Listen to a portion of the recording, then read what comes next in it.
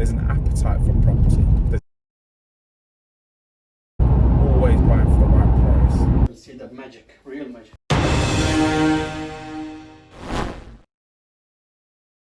So a new week, a new day, and it's going to be one of my favourite days, something I always look forward to every 3 months, and that is a personal quarterly review. So what does that consist of? It means that every 3 months, I usually, at the end of that 3 months, look back on the 3 months that have passed and look at what went well, any improvements, what my goals are for the future 3 months, in line with a bigger vision. And the reason why I like that, for me, it's like a pit stop. If you're a fan of Formula One, you know, they do 55 laps, but several times over they'll do a pit stop, and that's just to catch their breath, to maintain their tyres, to just rejuvenate themselves and then get back on the journey. So that's similar to why I like the quarterly personal review, because I can check in, see what's went well, what any improvements I need to make, see how far I came to my goals, see if I want to still maintain those short-term goals or long-term goals,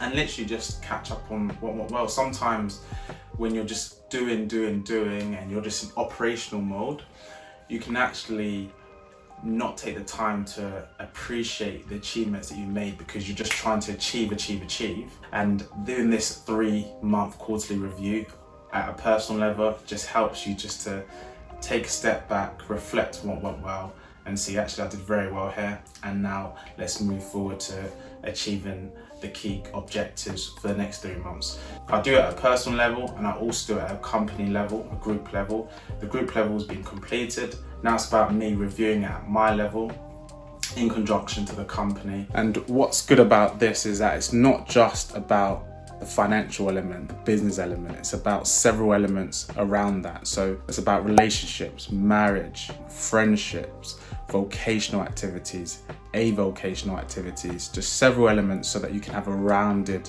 appreciation of things. If you're just working super hard and not playing, then you don't actually get time to recuperate, to actually enjoy life. And that's what life's there for, to actually enjoy it and then get back on it and work hard again. So I always like this review because it's rounded, it looks at so many different elements. And when I've finished, I'll show you a bit about it as well. And when I'm doing this review, I've tried loads and loads of different things, but the one that I really like is from the Michael Hyatt group. And that's because it's a small journal, and every day it allows you to track what you've achieved. At the start of it, more predominantly, it sets out your goals, your habits, your standard diary, and that just allows you to kind of review on a daily and a weekly basis, and then look to get started for the week ahead as well. As you'll see, it's a really small, compact journal that just helps with so many different things. And it's something that I then get a collection of 4 journals over the year, because it only tracks 3 months, so there's 4 journals. And at the end of the year, where I do a 2-day personal review, that's when I review all these journals and look back at where I can improve, look back what went well, and literally take all that good information, look it in context of the bigger vision, and then go again for the year ahead. That's something I've done for the last 3-4 years, and it's something I don't look to change anytime soon, because it's working really well for me. Now, it works well for me, but it might not work well for everyone else. So if it's something you're interested in, just keep trying different things. Don't be put off, don't be disheartened if it doesn't work. Try a few things consistently, maybe for over a few months. And if it works, stick with it. And if it doesn't, then obviously try something else. But it's all about finding the system that works for you.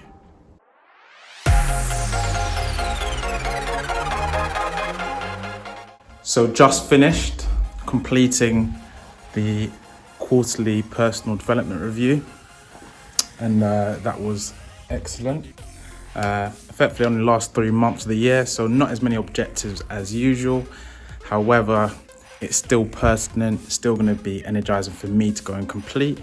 A lot of it, just for a quick summary, is all about make sure I spend more time with friends and family, and also I've got some key projects around processes, marketing systems to put in place to get ready for 2022.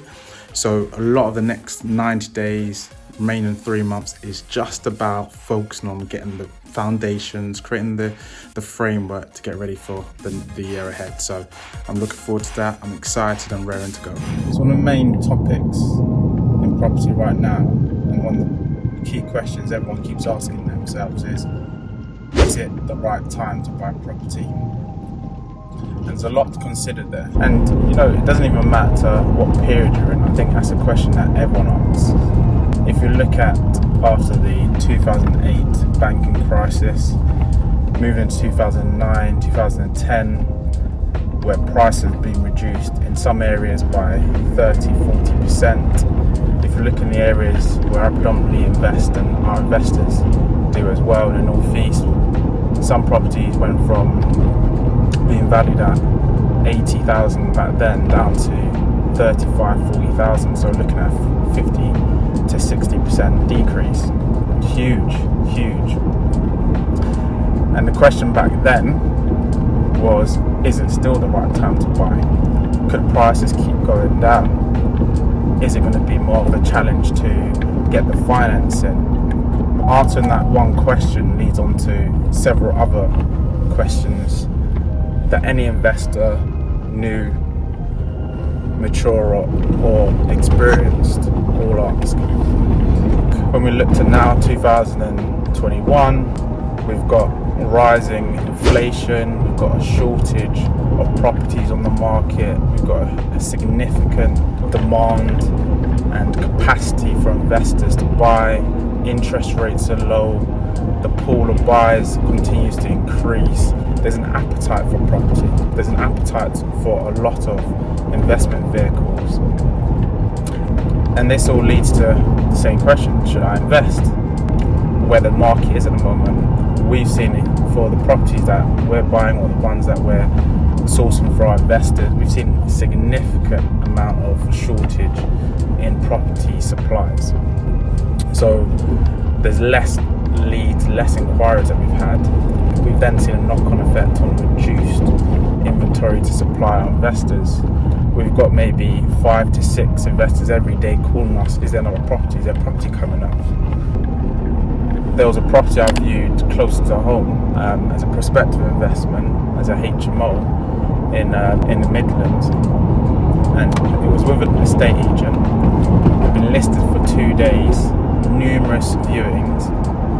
The guide price that the owner wanted was £200,000, and this was a 7-bed property with planning for it to be sui generis. So sui generis meaning that falls out the normal HMO category, so 7-bed property with 2 bathrooms and and literally 6 square meters bare of space as a back garden, if you could call it that.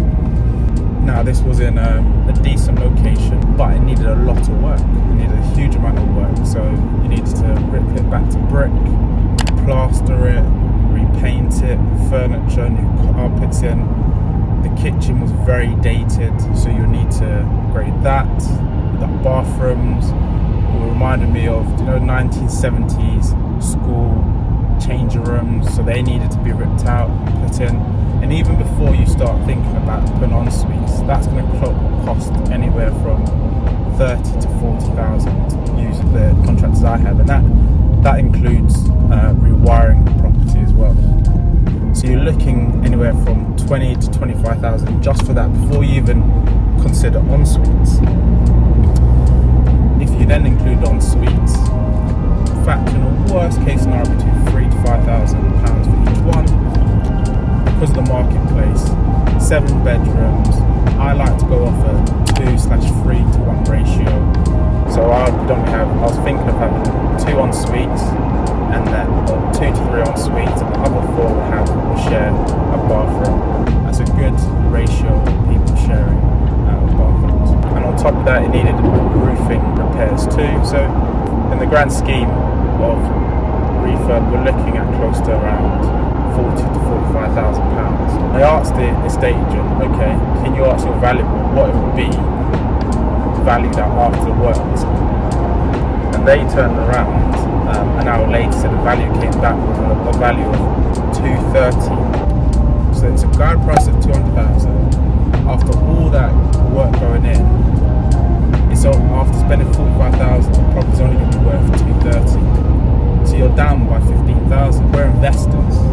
We're not retail buyers. We're not looking to live in that house. We're looking to rent it out and get a good, strong return on investment. But you're already down. And when you're looking to invest in property, it's all about buying at the right price. That was the wrong price. And what was interesting is they already had 4 or 5 bids over 200,000. The market we're in now is one where it's going up. There's a lot of demand, shortage of supply, causing people to pay over the odds. It's not a situation where I'd recommend buying just for buying's sake, just to beat others, if the numbers don't work. There are opportunities. It might be more scarce compared to the usual supply and the usual market, but it's all about buying for the right price, because then you can get the right capital appreciation and get the right return on investment, and you're able to refinance and pull more of your money out and then go again. It should still be the case, in my view, even if you're looking to hold the investment for the next 10, 20, 30 years. A number of our investors, they've saved 5, 10, 20 years, they've got a pool of capital that could be somewhere between 50 to 100,000, and then they're looking to get the best return on their investment, but solid return, secure return, and then try and refinance and pull that money out as soon as possible. So if you're then paying over the odds, you're then investing more money. That means you've got less return of them getting on to buying another property to then build that momentum. So in terms of, is this the right time? I would recommend buying in any cycle, but always buying for the right price. Always buying for the right price. 12 months ago, prices in one of our areas from 2020 to 2021 has gone up by roughly 18 to 20%, a significant increase, because house prices usually go up by 4 to 6, 7% in really good areas and good times. Now this area, to give you context, is an area where it hasn't gone up generally as other areas have. So we see an opportunity for good capital appreciation. So the point I'm making here in terms of buying it, if you're then buying in this year, yeah, factor in that 15-20% in your purchase price. But what we're finding is people are then paying for a property that might be in 2020, 200,000 for namesake. And then this year, you could say reasonably the market's gone up by 15-20%. Okay, factor in paying to 230, 240. Again, this is an example, but we're finding people paying way over that. They're paying 25-30%, and that is an investor. An investor takes the time to research, identify good opportunities, and attempt to buy below market value, or where they can look to get a good return on their investment. So again, is it the right time to buy? Yeah, every time is the time to buy, but you want to be buying in the right situations, for the right type of properties, and that might mean that you have to do something different, work with new estate agents, new agents, do a new marketing strategy, or just find a new way of finding these deals. It goes back to the common saying, don't put all your eggs in one basket. What that does is it future-proofs your business or your investor, because now you've got more opportunities and more sources for those investment properties, and it keeps you, in a very blank way, sane, in the sense of thinking you have to chase the market. If you've one source and that source is constrained, you're thinking, I have to pay off the odds. But if you then provide enough stability, enough supply, enough opportunities to work from, then your mind will be more at ease. You'll have the right psychology going into investing in the property. So that's just my take on today's market. Is it the right time to buy? Simply yes. And it's always the right time to buy. But you want to do your due diligence, do your research, and buy at the right price. So just arrived into Coventry now, about to show you and go to a new viewing. So if you remember last week's footage, check it out, where I was speaking to a landlord who was based out of Coventry, had a 5-bedroom HMO ready and available to go. We're going to meet him in the next few minutes, have a viewing, have a good discussion, hopefully find a solution that works for him and also works for us. So follow along.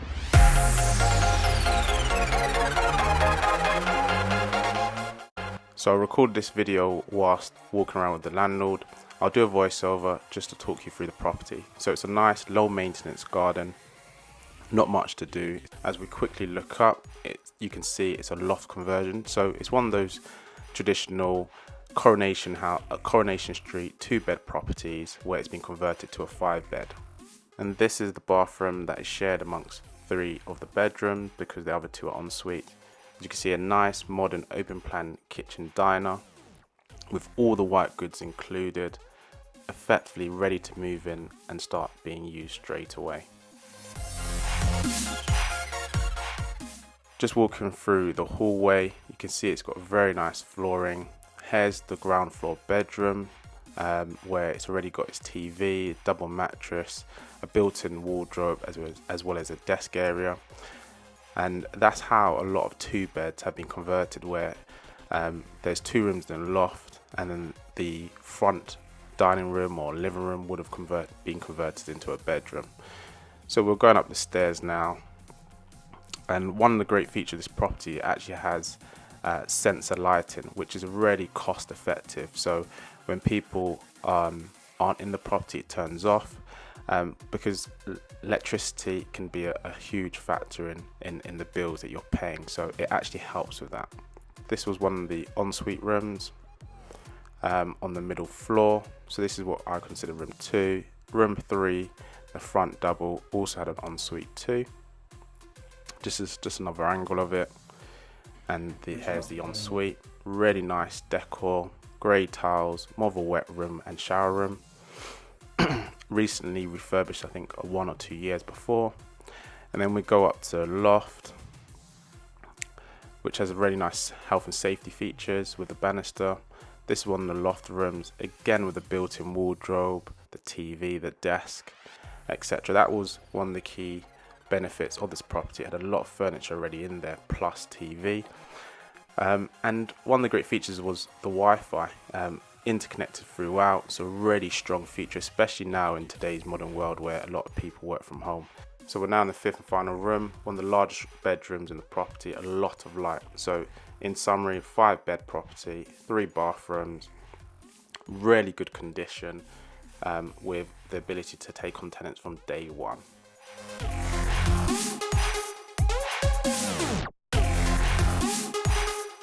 So what should I do? Just be yourself. And I'm at this room that I showed you in one of the episodes. I think it was the previous episode. Go and check it out for more information. We're literally halfway through, so all the painting has been done. We've now got the handyman in to make sure we get those finishing touches. So that's like artwork, putting a few more furniture up. Here he is. Say hello, our man. Hello everyone.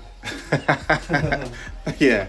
So yeah, put some artwork up. You can see we've got a bit of artwork around here that we're going to choose from, and then put some more furniture, rearrange furniture, put some curtains up, and just literally just give it a nice finishing touch. And then in a few days time, the cleaner's going to come in. The day after, we're going to take some really nice pictures, and on that day I'll be back and you can kind of see what the finishing touch is. But you can probably see it's come on really nicely.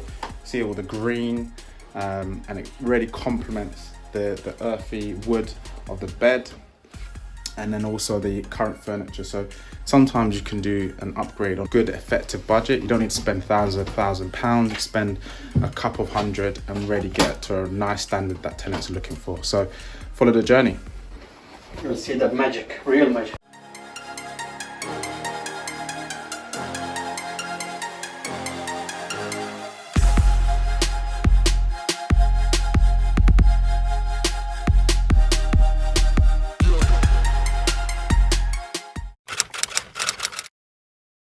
I'd recommend staying well away from. So it's a high return but high risk strategy.